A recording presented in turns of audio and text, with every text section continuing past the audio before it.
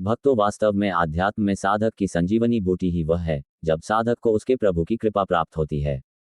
श्री हनुमान जी यही तो कह रहे हैं कि प्रभु की कृपा हो जाए, क्योंकि जब प्रभु की कृपा होती है तब एक नन्हा सर्प भी गरुड़ को सहज ही निगल जाता है।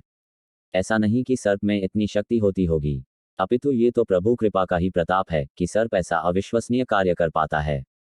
ये कृपा ही होती है कि जिस सागर को लांघने में बड़े बड़े वानर योद्धाओं के पांव पीछे हट गए, उसी सागर को श्री हनुमान जी ने एक छलांग में ही लांघ दिया।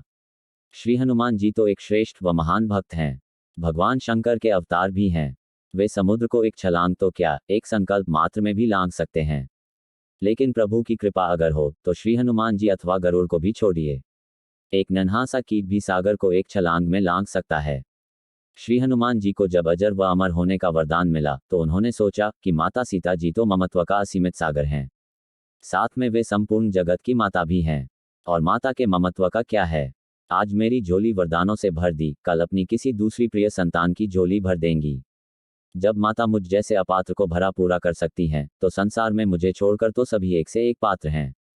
लेकिन हाँ, अगर मुझे प्रभु की कृपा प्राप्त हो तो फिर तो मैं 100% की बजाय अनंत प्रतिशत आश्वस्त हो जाऊंगा कि मैं निश्चित ही अपने निर्धारित लक्ष्य पर पहुंच पाऊंगा।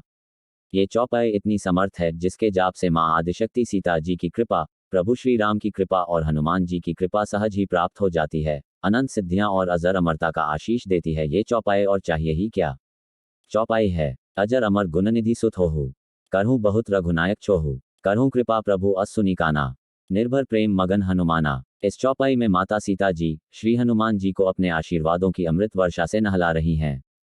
आज संसार में कौन मायावी जीव ऐसा नहीं जो अजर व अमर नहीं होना चाहता, और इस उद्देश्य की पूर्ति हेतु उसके समस्त प्रयास निष्फल भी सिद्ध हो रहे हैं। कोई भी श्रेष्ठ से श्रेष्ठ ज्ञान विज्ञान भी ऐसे अनमोल वरदानों की थाह नहीं ले पा रहे हैं। लेकिन श्री हनुमान जी का सौभाग्य ऐसा है कि माता सीता जी उन्हें सहज ही यह उपलब्धियां सुलभ करवा रही हैं।